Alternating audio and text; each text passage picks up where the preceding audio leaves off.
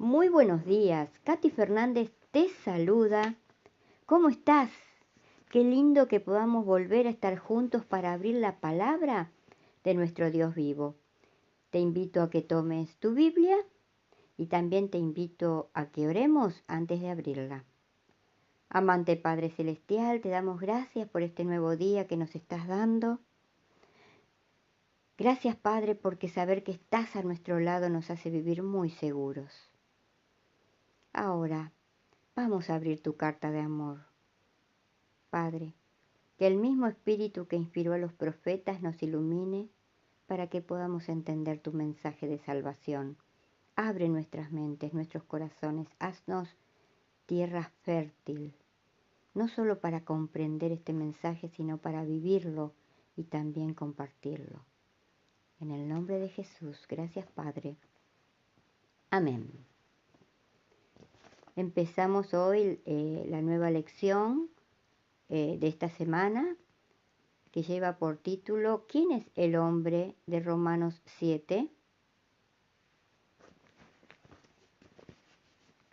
El versículo para memorizar se encuentra en Romanos 7:6. Ahora estamos libres de la ley por haber muerto para aquella en que estábamos sujetos, de modo que sirvamos bajo el régimen del nuevo espíritu y no bajo el régimen viejo de la letra.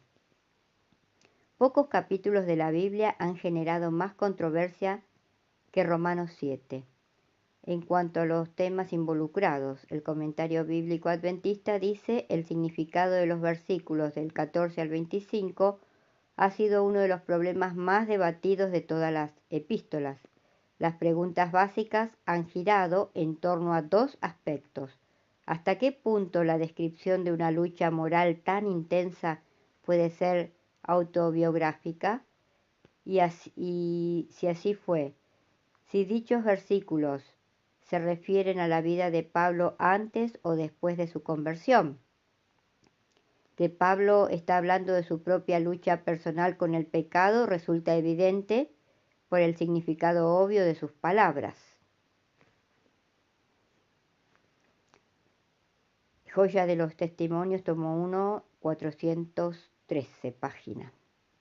Pero también es igualmente cierto que está describiendo un conflicto que en forma más o menos pronunciada es experimentado por toda alma que se enfrenta a las demandas espirituales de la santa ley de Dios y las reconoce. Esto es del comentario bíblico adventista, tomo 6, página 529-530. Los estudiosos de la Biblia difieren en cuanto a si Pablo tuvo la experiencia de Romanos 7 antes o después de su conversión. Lo importante es que la justicia de Jesús nos cubre y que en ella somos perfectos delante de Dios, que promete darnos la victoria sobre el pecado y conformarnos a la imagen de su Hijo. Romanos 8:29. El título para hoy domingo 19 de noviembre, la lección de escuela sabática lleva por título Muertos a la ley. Te invito a que juntos leamos Romanos 7 del 1 al 6, mientras pensamos qué ilustración usa Pablo para mostrarles a sus lectores su relación con la ley y qué quiere enfatizar con esta ilustración. Romanos 7 del 1 al 6. ¿Acaso ignoráis, hermanos, pues hablo con los que conocen la ley, que la ley se enseñorea del hombre entre tanto que éste vive? Porque la mujer casada está sujeta por la ley al marido mientras éste vive. Pero si el marido muere, ella queda libre de la ley del marido. Así que si en la vida del marido se uniere a otro varón, será llamada adúltera. Pero si su marido muriere, es libre de esta ley, de tal manera que si se uniere a otro marido, no será adúltera. Así también vosotros, hermanos míos, habéis muerto a la ley mediante el cuerpo de Cristo, para que seáis de otro, del que resucitó de los muertos, a fin de que llevemos fruto para Dios. Porque mientras estábamos en la carne, las pasiones pecaminosas que eran por la ley obraban en nuestros miembros llevando fruto para muerte. Pero ahora estamos libres de la ley, por haber muerto para aquella en que estábamos sujetos, de modo que sirvamos bajo el régimen nuevo del espíritu y no bajo el régimen viejo de la letra. La ilustración de Pablo en Romanos 7, del 1 al 6, está bastante relacionada con su razonamiento, pero un análisis cuidadoso del pasaje nos ayudará a entender mejor. En el contexto general de la carta, Pablo está hablando del sistema de culto establecido en el Sinaí, al que se refiere con frecuencia con la palabra ley. Los judíos tenían dificultad en entender este sistema que Dios les había dado y que debía terminar con la venida del Mesías. De esto se ocupaba Pablo. Los creyentes judíos todavía no estaban dispuestos a abandonar lo que había sido una parte tan importante de sus vidas. En esencia, la ilustración de Pablo es la siguiente. Una mujer está casada con un hombre. La ley la une a él mientras viva. Durante su vida, ella no puede ser consorte de otros hombres, pero cuando él muere, ella está libre de la ley que la unía a él. Romanos 7:3. ¿De qué forma aplica Pablo la ilustración de la ley del matrimonio al sistema del judaísmo romano? Volvemos a leer Romanos capítulo 7, pero ahora volvemos a leer solo los versículos 4 y 5. Así también vosotros, hermanos míos, habéis muerto a la ley mediante el cuerpo de Cristo para que seáis de otro, del que resucitó de los muertos, a fin de que llevemos fruto para Dios.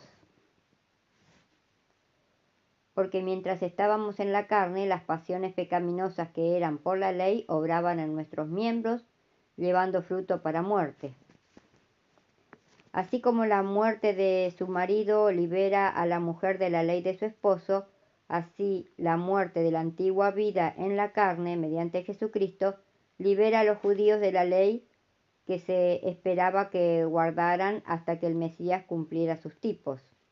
Ahora los judíos eran libres de volver a casarse.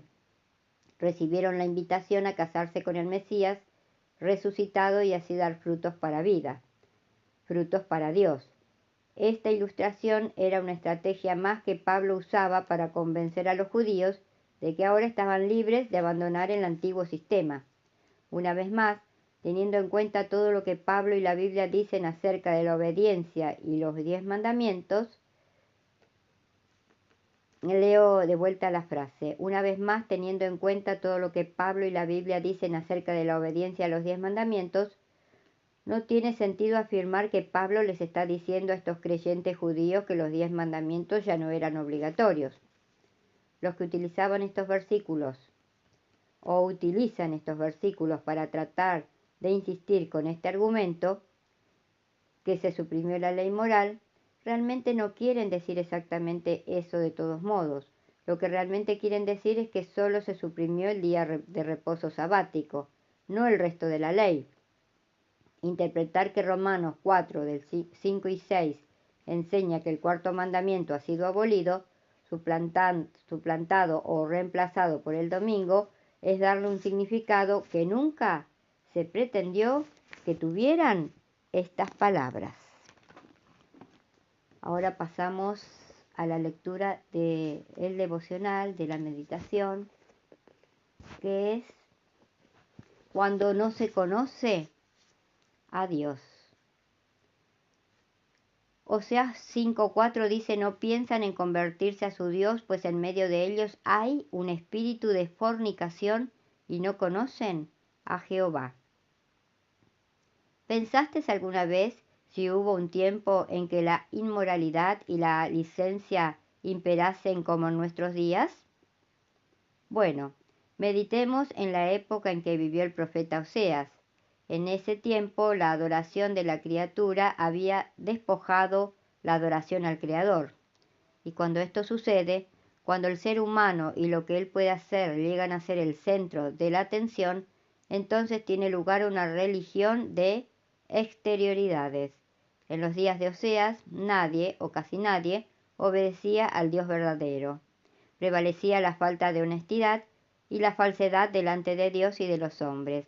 Eran días de prosperidad material, pero de pobreza espiritual. Se pervertía la justicia, se oprimía a los pobres y se adulteraba el nombre de Dios, ya que habían mezclado el culto pagano con la verdadera adoración. Ante este cuadro, Oseas dice en el versículo de hoy que todo eso sucede porque no conocen a Jehová. Si no conocían a Dios, ¿cómo pretendían servirlo? Si no lo conocían, ¿cómo le rendían culto? ¿Es posible servir a Dios y darle culto sin conocerlo? Bueno, la historia del pueblo de Israel en los días de Oseas nos demuestra que sí. Cualquier culto, cualquier iglesia, cualquier mensaje que desvía del Dios verdadero los ojos del pueblo y de alguna forma trata de llamar la atención de los hombres a la criatura, al ser humano, a su comportamiento y a sus logros, da evidencia de que el conocimiento de Dios está oscurecido, limitado o nulo, y más tarde o más temprano, ese tipo de religión da lugar a un cristianismo hueco y de fachada. ¿Quiere decir que no debemos enseñar al pueblo cómo vestirse, cómo alimentarse y cómo comportarse? No, no quiero decir eso de ninguna manera. Lo que estoy diciendo es que debemos enseñarle a la gente cómo vestirse, cómo alimentarse y cómo comportarse mientras vive una vida de compañerismo, de unión diaria y continua con Cristo. Solo enseñar normas de conducta apenas es un asunto ético, pero el cristianismo que Jesús vino a enseñar es más, mucho más que un código moral de ética. Jesús vino a transformar vidas, crear nuevas criaturas, que después de transformadas sintieran alegría en vivir los principios eternos de su santa ley, por amor a su Creador. El capítulo 7, versículo 8, en ese versículo Oseas llama torta no volteada al reino del norte. Aquí, Dios usa una vez más al profeta para combatir la cáscara de religiosidad. Una torta no volteada queda cocida solo de un lado, mientras que por dentro la masa está cruda. Dios no acepta eso. Él quiere una torta cocida por dentro y naturalmente dorada por fuera. Dios, nuestro Dios creador, se deleita en el buen comportamiento de su iglesia. Las buenas obras siempre son para gloria de Dios, para la alabanza de su nombre. Son una ofrenda agradable para Él, pero solo cuando son el resultado de una vida interior de comunión diaria y permanente con Cristo. Nuestro Dios vivo lo que quiere es nuestro corazón. Quiere que le demos nuestro amor, que le sirvamos y obedezcamos solo porque lo amamos. ¿Por qué no entonces tomarnos hoy de su poderoso brazo y caminar felices y seguros con Él a nuestro lado hacia la vida eterna? Y recordemos hoy también, si nuestras palabras no ayudan, no confortan, no hacen bien o no alegran, que nuestro Dios vivo nos libre de pronunciarlas.